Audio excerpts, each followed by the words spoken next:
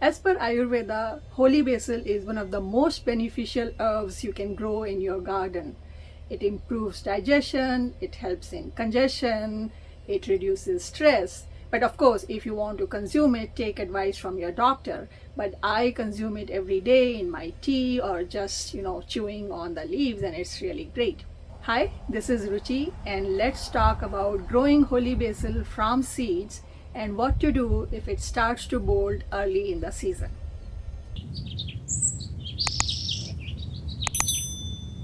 In India, every household grows holy basil in their house. So if you want to grow holy basil in India, you just go to the neighbor, get a plant which is growing underneath their big plant, and uproot it and bring it in your house and plant it, and that's about it. But if you live in a place where people generally don't grow holy basil, then you have to start from seeds, and that's what I'm going to show you today.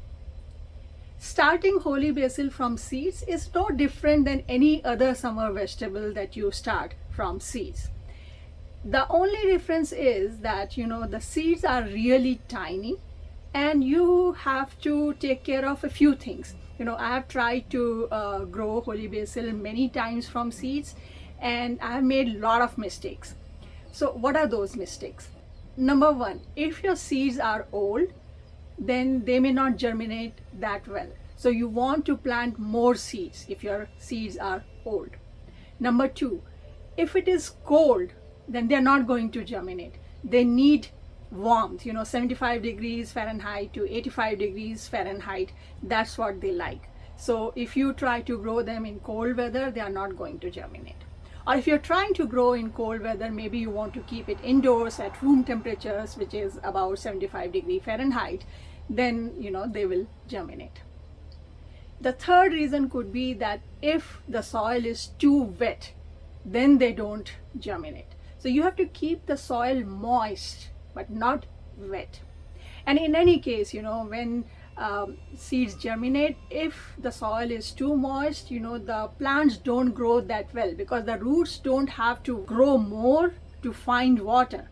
They get the water in the soil wherever they are, so they don't grow that well. So a little bit of dry soil is good for plants for growth.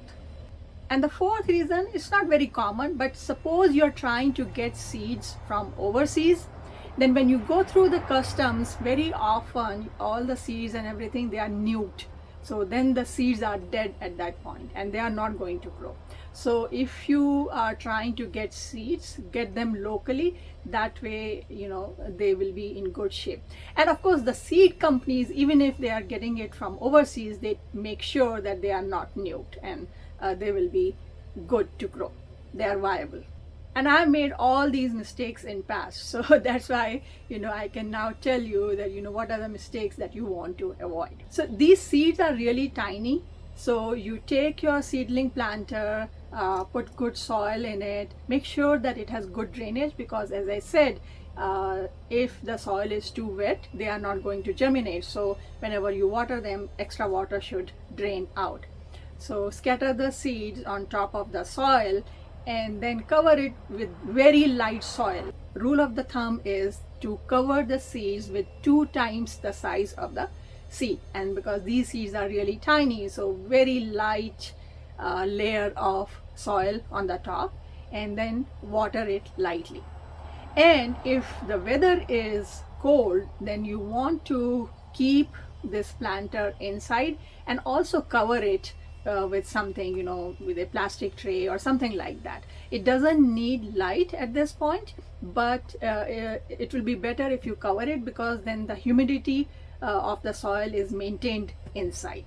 The seeds start to grow anywhere from 10 days to 3 weeks. There were some seeds I saw they started growing in 1 week, but then even till 3 weeks, new seeds were germinating.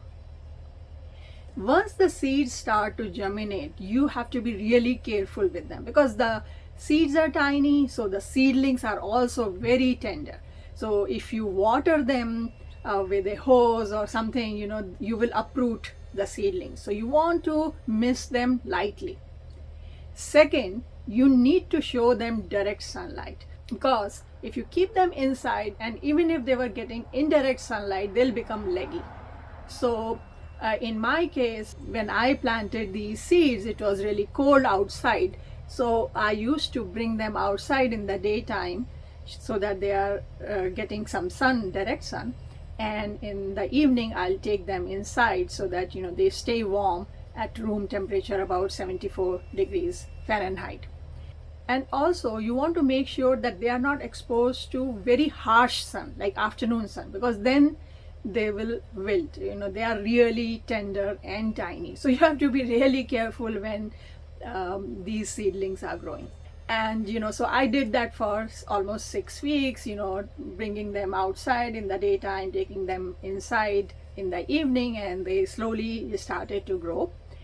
And then, in about 6 weeks, they were ready to transplant. So how do you know that they are ready for transplanting? There are two things. One, they should be at least 2 to 3 inches tall, otherwise it is really hard to handle them. Second, they should have at least 4 leaves. So the first 2 leaves that come out are the seed leaves, and then after that there should be at least 2 more leaves minimum. But it is a good idea to have at least 4 to 8 leaves before you transplant. So before transplanting, you also want to acclimatize your plants, because as I told you that I have been moving them out and in and out. So if I'm going to plant them outside, then they have to get acclimatized to that outside temperature or weather conditions, otherwise they'll not survive. So you want to bring them outside wherever you are planting, leave them there, wash them carefully that they are okay, and then only transplant them. And always transplant in the evening, because if direct sun hits them right after transplantation, they may not survive. So transplanting is pretty straightforward. You dig up a few seeds. You don't have to separate them out. 1 or 2 plants together, that's fine, and dig up a hole in your transplant location and put them there and press the soil around it, and then water them thoroughly. One more thing you have to be careful about, that if you leave these plants for a very long time in your seedling container, that is also not good, because there are a lot of plants growing in the small container and they are competing for the resources. So they are not going to grow well if you leave them for a long time, and then they'll be stunted. So you should try to transplant them once they are 2 to 3 inches tall and they have a few leaves.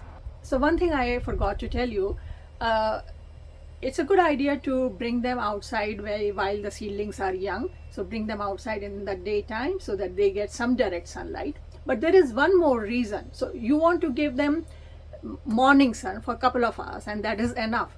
But still you want to leave them outside in indirect sunlight, because there is another factor which helps them grow stronger, and that is the wind. So when they are outside and there is even a little bit of wind, these plants sway, and that makes their stems stronger. If you keep them inside, there's no wind, so the stems are not that strong.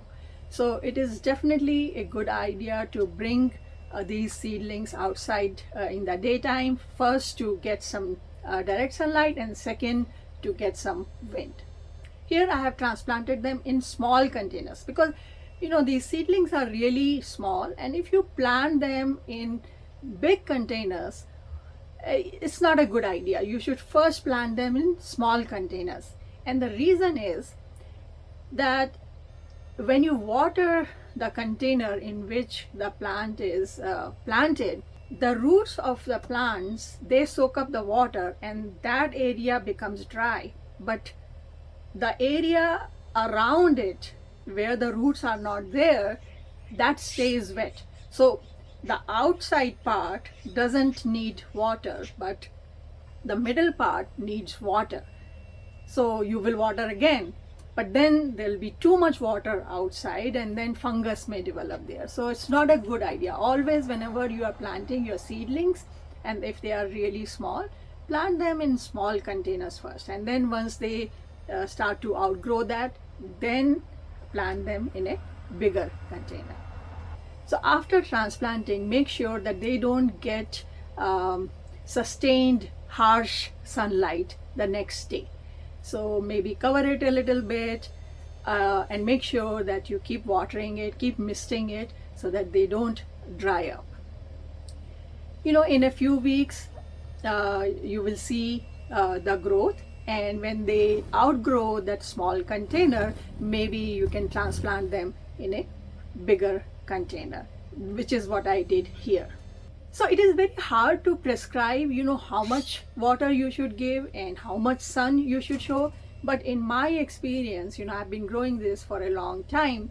Filtered sunlight is best, not too much of sunlight, but they should definitely get some direct sunlight.